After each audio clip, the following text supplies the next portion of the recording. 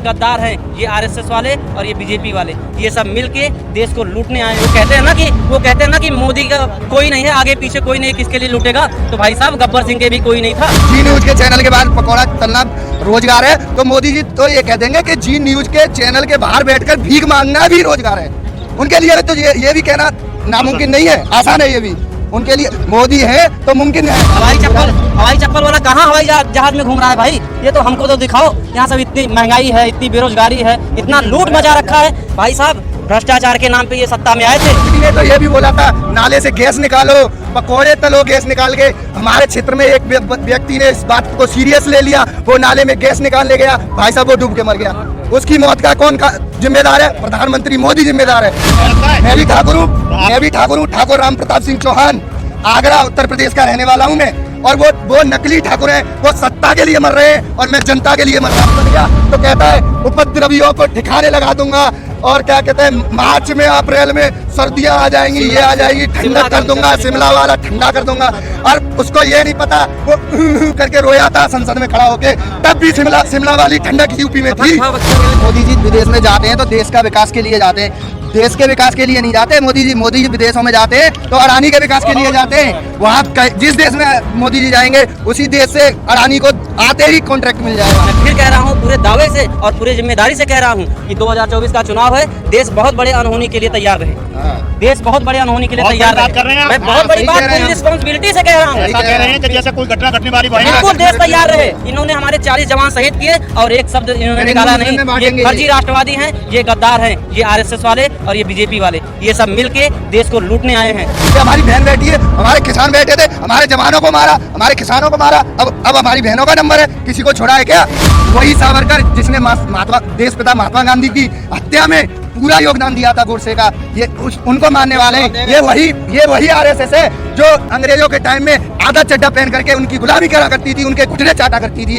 ये वही आरएसएस है। अगर ये लॉकडाउन में 3 साल स्टूडेंटों के खा गए, अगर हमारे 3 साल स्टूडेंट शिक्षित हो जाते ना, वो इनको वोट नहीं देते। इन्होंने शिक्षा इसीलिए खत्म की कि पढ़ के शिक्षित हो जाएंगे तो ये हमें वोट नहीं देंगे, हमसे सवाल नहीं करेंगे, ये हमसे महंगाई पे बात नहीं करेंगे, ये हमसे शिक्षा पे बात नहीं करेंगे, ये हमसे रोजगार पे बात नहीं करेंगे। हमने ये कर दिया, हमने वो लिया है, ये ले आए, वो ले आए। भाई साहब वो चीन इनके घर में घुस करके बैठा है, बोलने वाले नहीं है। मणिपुर चल रहा है, ये क्या कहते हैं आंदोलन चल रहा है, इस पे नहीं बोलेंगे। यूपी निकाय चुनाव हुए, उस पे 3 दिन डिबेट चली, और कर्नाटक में रिजल्ट के आते ही 30 मिनट डिबेट चली। अगर बीजेपी जीत जाती तो 3 महीने डिबेट चलती कर्नाटक पर। इस बात की मैं गारंटी दे रहा हूँ आपको।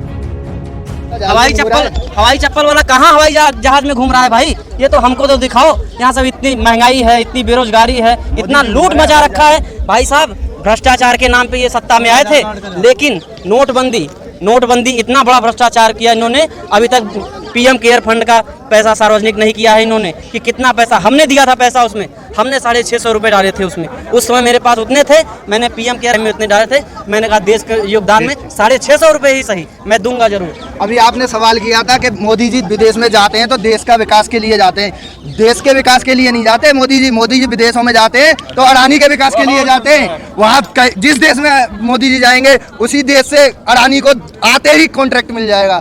तो देश का विकास नहीं हो रहा है, ये अडानी का विकास हो रहा है। और दूसरी कि पकौड़ा तलना रोजगार है, किसके चैनल के बाहर आप बता रहे थे अभी कि उसके चैनल के बाहर जी न्यूज के चैनल के बाहर पकौड़ा तलना रोजगार है, तो मोदी जी तो ये कह देंगे कि जी न्यूज के चैनल के बाहर बैठकर भीख मांगना भी रोजगार है।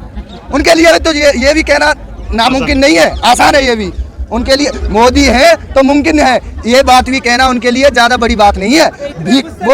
वो भिखारी गुस्सा नहीं करेंगे तो क्या करेंगे? ये हमारी बहन बैठी है, हमारे किसान बैठे थे, हमारे जवानों को मारा, हमारे किसानों को मारा। अब हमारी बहनों का नंबर है, किसी को छोड़ा है क्या? 2019 में आप सबको याद होगा, आप सब ईमानदार पत्रकार हैं और मैं आप सबको देखता हूं, आप लोगों को याद होगा 2019 में चुनाव जीतने के लिए हमारे 40 वीर जवान शहीद किए थे इन्होंने, जिसमें सत्यपाल मलिक जी ने आवाज उठाया, एक शब्द बोलने को तैयार नहीं है। ये सत्यपाल मलिक जी सवाल उठाए, एक शब्द बोलने को तैयार नहीं है। मैं फिर कह रहा हूँ पूरे दावे से और पूरे जिम्मेदारी से कह रहा हूँ कि 2024 का चुनाव है, देश बहुत बड़े अनहोनी के लिए तैयार रहे। देश बहुत बड़े अनहोनी के लिए तैयार रहे। मैं बहुत बड़ी बात पूरी रिस्पॉन्सिबिलिटी से कह रहा हूँ। ऐसा कह रहे हैं कि जैसे कोई घटना घटने वाली बिल्कुल देश तैयार रहे। इन्होंने हमारे 40 जवान शहीद किए और एक शब्द इन्होंने निकाला नहीं। ये फर्जी राष्ट्रवादी हैं, ये गद्दार हैं, ये आरएसएस वाले और ये बीजेपी वाले, ये सब मिलके देश को लूटने आए हैं। जो कहते हैं ना कि वो कहते हैं ना कि मोदी का कोई नहीं है, आगे पीछे कोई नहीं, किसके लिए लूटेगा। तो भाई साहब गब्बर सिंह के भी कोई नहीं था। तो नहीं, सच बोलने झूठ बोलने के लिए डरना पड़ेगा, सच बोलने के लिए डरना क्या नहीं पड़ेगा। जनता गुजरात दंगों को भूल गई क्या? वो तो शुरू से लाशों पे राज करते हैं, किसको नहीं पता है। और सुनो, ये सावरकर को मानने वाले हैं, ये गोडसे को मानने वाले हैं। ये बताओ, नए संसद भवन का इन्होंने उद्घाटन का दिन कौन सा रखा है? 28 मई। 28 मई शायद आप जानते होंगे कि सावरकर की जयंती है, 140वीं। वही सावरकर जिसने देशपिता महात्मा गांधी की हत्या में पूरा योगदान दिया था गोडसे का, ये उनको मानने वाले हैं। ये वही आरएसएस है जो अंग्रेजों के टाइम में आधा चड्डा पहन करके उनकी गुलामी करा करती थी, उनके घुटने चाटा करती थी। ये वही आरएसएस है, ये वही चाटुकार हैं जिन्होंने सबसे पहले अंग्रेजों के सामने अपने घुटने टेके थे। और ये अपने आप को देशभक्त बताते हैं और ये कहते हैं कि हम हिंदुओं के लिए बहुत हिंदूवादी हैं। ये बताए कि इन्होंने हिंदुओं के लिए किया क्या है? बताओ, राम मंदिर बनने से किस हिंदू का भला हुआ है? ये बता दो हमारे को। हम तो पहले भी राम की पूजा करते थे, हम हृदय से पूजा करते थे। राम मंदिर बनने से क्या फायदा हुआ है? मैं बताऊं क्या फायदा हुआ है कि इनके क्या कहते हैं, इनके पिता तुल्य आसाराम बापू जैसे पैदा होंगे और फिर वो किसी बेटी का रेप करेंगे और फिर दोबारा से हमारे को न्याय मांगना पड़ेगा, फिर हमारे को सड़कों पे जाना पड़ेगा, फिर हमारे को इनसे लड़ना पड़ेगा। ये फायदा हुआ है और कुछ फायदा नहीं हुआ है। अगर कोई है जो राम मंदिर से फायदा बताए तो मेरे सामने खड़ा हो जाए। मोदी जी तो कहते हैं बेटी बचाओ बेटी पढ़ाओ, और आप कह रहे हैं बेटी का भला। मोदी जी तो ये भी कहते हैं बेटी बचाओ बेटी पटाओ। मोदी जी तो ये भी कहते हैं। प्रधानमंत्री जी ने ही बोला है भाई साहब। मीडिया वाले हो आप, थोड़ी नॉलेज रखो, ठीक है ना? मीडिया वाले हो आप, थोड़ी नॉलेज रखो। प्रधानमंत्री ने तो ये भी बोला था नाले से गैस निकालो, पकौड़े तलो गैस निकाल के। हमारे क्षेत्र में एक व्यक्ति ने इस बात को सीरियस ले लिया, वो नाले में गैस निकालने गया, भाई साहब वो डूब के मर गया। उसकी मौत का कौन का जिम्मेदार है? प्रधानमंत्री मोदी जिम्मेदार है।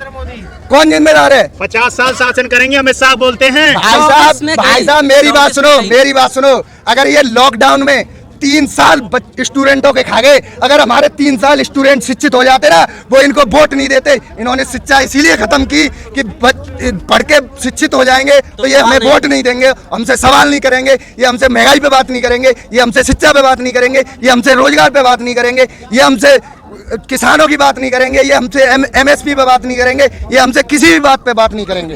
तो मोदी जी आप जैसे लोग और समाज विरोध कर रहा है तो बार बार 14 में 19 में कैसे जीत जाते हैं? भाई साहब 19 की किसको नहीं पता है? क्या आप ऐसे सवाल कर रहे हो? गोदी मीडिया हो क्या? किसको नहीं पता है? 40 सैनिकों की शहादत 40 सैनिकों की शहादत है इनके ऊपर। 40 सैनिकों को मरवाया इन्होंने। किसने? आरोप मैं बताऊं, संवैधानिक पद होता है राज्यपाल का, संवैधानिक पद। सत्यपाल मलिक जी, राज्यपाल का संवैधानिक पद होता है। उन्होंने कहा था कि सरकार की गलती से मरे। क्यों मरे? उन्होंने सेना ने 5 विमान मांगे थे, लेकिन ये 8,500 करोड़ का अपने लिए विमान खरीद के ले आया, लेकिन इसने सेना को 5 विमान देने का काम नहीं किया। और ये कहते हैं कि हम सेना के लिए हमने ये कर दिया, हमने वो लिया है, ये ले आए, वो ले आए। भाई साहब वो चीन इनके घर में घुस करके बैठा है, बोलने वाले नहीं है। मणिपुर चल रहा है, ये क्या कहते हैं आंदोलन चल रहा है, इस पे नहीं बोलेंगे। यूपी निकाय चुनाव हुए, उस पे 3 दिन डिबेट चली, और कर्नाटक में रिजल्ट के आते ही 30 मिनट डिबेट चली। अगर बीजेपी जीत जाती तो 3 महीने डिबेट चलती कर्नाटक पर। इस बात की मैं गारंटी दे रहा हूँ आपको। बोल रहे हैं योगी जी 80 में सीट लाएंगे लोकसभा में। भाई साहब मैं ये कह रहा हूँ, वो बंदा ये मान लो अगर सत्ता में नहीं आता तो वो भी गृह मंत्री की तरह तड़ी पार होने वाला था। 30 केस थे, सत्ता में आते ही सबसे पहले उसने अपने केस खत्म किए। वो सबसे बड़ा उपद्रवी वो है। वो अब सत्ता में आ गया, मुख्यमंत्री बन गया, तो कहता है उपद्रवियों को ठिकाने लगा दूंगा। और क्या कहते हैं, मार्च में अप्रैल में सर्दियां आ जाएंगी, ये आ जाएगी, ठंडा कर दूंगा, शिमला वाला ठंडा कर दूंगा। और उसको ये नहीं पता, वो करके रोया था संसद में खड़ा होके, तब भी शिमला वाली ठंडक यूपी में थी। और मैं बताना चाहता हूँ कि मैं किसी पार्टी का समर्थक नहीं हूं, मगर मैं बताना चाहता हूं, एक सत्ता में एक पार्टी आई थी, नंबर 1 लॉ एंड ऑर्डर था उसका, बसपा आई थी उस टाइम, उत्तर प्रदेश का नंबर 1 लॉ एंड ऑर्डर था। क्या योगी जी का लॉ खराब है क्या? बिल्कुल खराब है। मस्त है। अब्दुल के लिए बिल्डोजर है और ब्रजभूषण के लिए माला है। ये फर्क है, ये फर्क है। इसका ये मतलब आप ये कह रहे हो कि उत्तर प्रदेश में जातिवाद है? भाई जातिवाद बिल्कुल जातिवाद नहीं है, ये पता है। जातिवाद उत्तर प्रदेश में कर ही नहीं सकते, ये तो उत्तर प्रदेश में धर्म पे बांटते हैं। अगर ये जातिवाद करेंगे तो एक वोट पा जाएंगे। तो योगी भी ठाकुर और ब्रजभूषण भी ठाकुर। हाँ, तो क्या आपको लगता है? मैं भी ठाकुर हूँ, तो आप- मैं भी ठाकुर हूँ। ठाकुर राम प्रताप सिंह चौहान, आगरा उत्तर प्रदेश का रहने वाला हूँ मैं। और वो नकली ठाकुर हैं, वो सत्ता के लिए मर रहे हैं और मैं जनता के लिए मर रहा हूँ।